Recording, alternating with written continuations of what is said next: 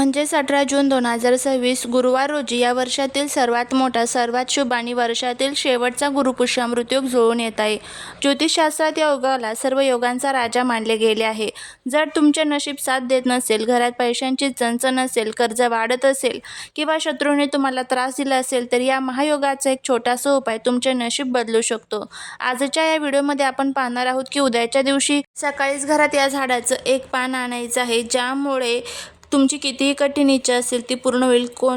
कितीही मोठा शत्रू असेल तो तुमच्या घरी येऊन माफी मागेल. यासोबत उद्या लक्ष्मीनारायणाची कृपा कशी मिळवायची, काय करावे, काय टाळावे, हे सर्व आपण अगदी सविस्तरपणे पाहणार आहोत. व्हिडिओ हा शेवटपर्यंत पहा, कारण अर्धवट ज्ञान हे कधीही फलदायी ठरत नाही. बघा, पुष्य नक्षत्राला नक्षत्रांचा राजा मानले जाते. जेव्हा हे नक्षत्र गुरुवारी येते तेव्हा गुरुपुष्यामृत योग तयार होतो. 18 जून रोजी येणारा हा योग या वर्षातील शेवटचा योग आहे, त्यामुळे याचे महत्त्व 1000 पटीने वाढले आहे. गुरुपुष्य योग आणि अमृतसिद्धी योग या दिवशी तयार झालेला आहे. यासोबतच लक्ष्मीनारायण योग सुद्धा या दिवशी तयार झालेला आहे. उद्याच्या दिवशी सोने, चांदी, जमीन किंवा नवीन वस्तू खरेदी करणे अत्यंत शुभ मानले जाते. जर खरेदी करणे शक्य नसेल तर उद्या घरात कोणती वस्तू आणायची आणि काय उपाय करायचा ते आपण आता पाहूया.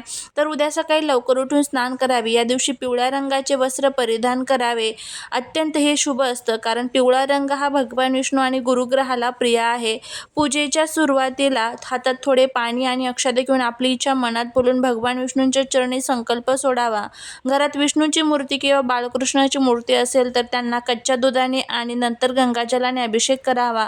भगवान विष्णूंना आणि माता लक्ष्मीला केसर किंवा हळदीचा टिळा लावावा.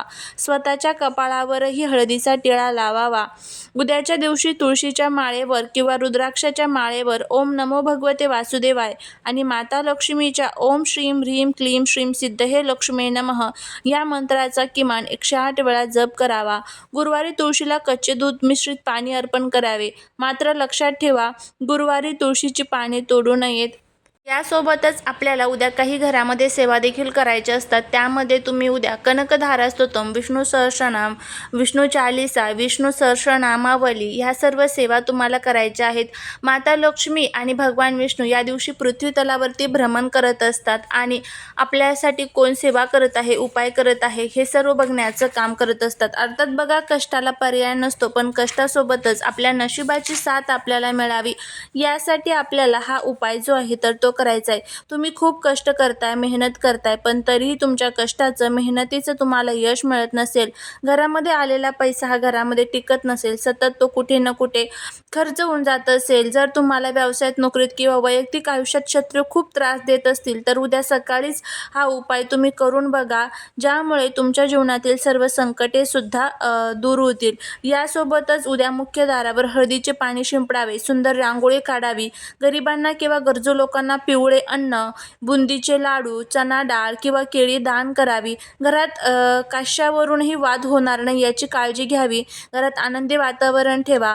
या दिवशी काय टाळावे तर कोणालाही कर्ज देऊ नका, मांसाहार आणि मद्यपान करू नका, नखे किंवा केस कापू नये, कोणाचाही अपमान करू नका किंवा दारात आलेल्या भिकाऱ्याला सुद्धा या रिकाम्या हाताने पाठवू नका. या सर्व गोष्टी आपल्याला या दिवशी करायच्याच आहेत.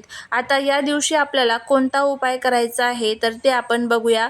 तर बघा, आता वळूया सर्वात महत्त्वाच्या भागाकडे, ज्यामुळे आपल्या जीवनातील सर्व ज्या काही आपल्या इच्छा आहेत, मग त्या धनप्राप्ती, लक्ष्मीप्राप्ती, कर्जमुक्ती संबंधीच्या असेल किंवा तुमच्या मुलांच्या संबंधीच्या असेल, तर त्या तुमच्या इच्छा ज्या आहेत तर त्या पूर्ण होतील.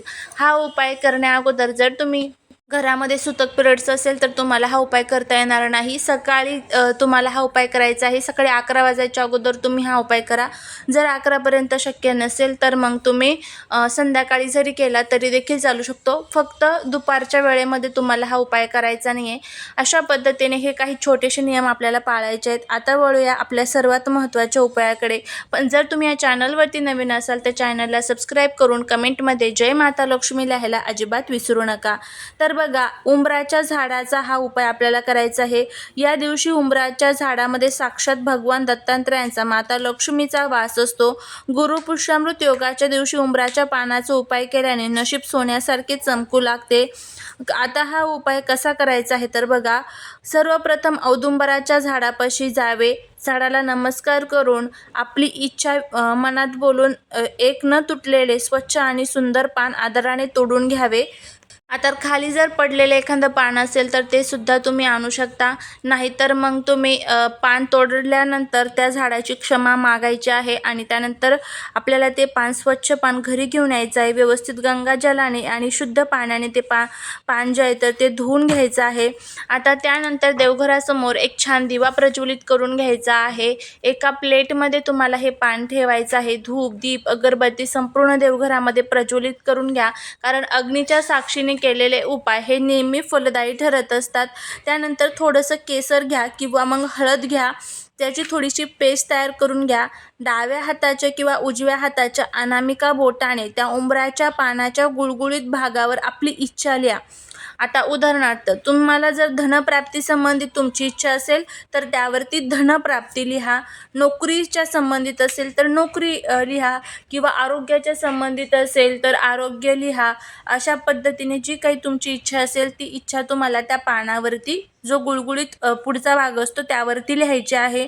आता हे पान भगवान विष्णू आणि माता लक्ष्मीच्या चरणापाशी ठेवा आणि विष्णू सहस्रनाम आणि श्रीसूक्ताचे पठण करायचे आहे.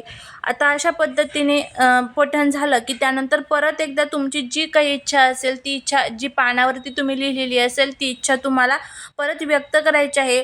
देवी लक्ष्मीला, भगवान विष्णूंना प्रार्थना करायची आहे की माझ्या जीवनातील सर्व ज्या काही अडचणी आहेत तर त्या दूर करा. त्यानंतर पूजा संपल्यानंतर हे पान तुमच्या घरातील तिजोरीत किंवा पैशांच्या ठिकाणी लाल कपड्यात गुंडाळून ठेवावे. तुमची कठीण इच्छा काही दिवसातच पूर्ण होताना तुम्हाला दिसून येईल. असा हा आपल्याला उपाय जो आहे तर तो करायचा आहे. आता बघा, जर तुम्हाला व्यवसायात, नोकरीत किंवा वैयक्तिक आयुष्यात शत्रू खूप त्रास देत असतील तर उद्या सकाळी उंबराचे एक पान घरात आणून त्यावर रक्तचंदनाने किंवा कुंकवाने शत्रूचे नाव लिहायचे आहे. जर शत्रूचा त्रास होत असेल तर त्यासाठी हा सेपरेट उपाय तुम्हाला करायचा आहे. धनप्राप्तीसाठी जो पहिल्यांदा सांगितला तर तो करायचा आहे. हे पान हनुमानजीच्या चरणाशी किंवा महादेवाच्या पिंडीवर अर्पण करावे आणि हनुमान चालिसाचा पाठ करावा. यामुळे शत्रूची बुद्धी पलटते, त्याची तुमच्यावरची क्रूरता संपते आणि तो स्वतःहून तुमच्याशी वैर संपवून माफी मागेल. तर अशा पद्धतीने आपल्याला हा उपाय करायचा आहे. पहिल्यांदा जो उपाय सांगितला तर तो तुम्हाला धनप्राप्ती, आरोग्य, नोकरी प्राप्ती किंवा इतर जी काही इच्छा असेल तुमची त्यासाठी करायचा आहे. आणि नंतर जो उपाय सांगितला आहे की हनुमानाच्या मंदिरामध्ये हे पान ठेवायचं आहे किंवा महादेवाच्या मंदिरामध्ये तुमच्या शत्रूचं नाव लिहून, तर तो तुम्हाला शत्रुमुक्तीसाठी किंवा संकटांचा नाश होण्यासाठी तुम्हाला करायचा आहे. अशा पद्धतीने आपल्याला हा उपाय जो आहे तर तो करायचा आहे. या महाशुभ दिवशी तुम्ही जर हा उपाय केला तर याचा खूप चांगला फायदा जो आहे तर तो तुम्हाला बघायला मिळेल. घरातील सर्व दुःख, दारिद्र्य दूर होतील. फक्त एक गोष्ट लक्षात ठेवा, कोणताही आपण ज्या वेळेस उपाय करतो तो आपल्याला पूर्ण भक्तीने, श्रद्धेने आणि विश्वासाने करायचा असतो. त्यावेळेस आपल्याला त्याचा चांगला फायदा जो आहे तर तो होत असतो. तर बघा, 18 जून 2026चा हा गुरुपुष्यामृत योग तुमच्या आयुष्यातील सर्व दुःख, दारिद्र्य आणि शत्रूंचा नाश करणारा ठरो, हीच भगवान विष्णू आणि माता लक्ष्मीच्या चरणी प्रार्थना करते. उद्या सकाळी उठून उंबराच्या पानाचा सोपा आणि प्रभावी उपाय नक्की करून पहा. तुम्हाला आजची माहिती कशी वाटली मला कमेंट करून नक्की सांगा. व्हिडिओ आवडला असेल तर लाईक करा, चॅनलवरती नवीन असाल तर सबस्क्राईब करा आणि आपल्या मित्रपरिवारासोबत हा व्हिडिओ नक्की शेअर करा, जेणेकरून त्यांनाही या शेवटच्या महायोगाचा लाभ घेता येईल. भेटूया पुढच्या एका नवीन माहितीपूर्ण व्हिडिओमध्ये. तोपर्यंत ओम नमो भगवते वासुदेवाय. शुभम भवतु.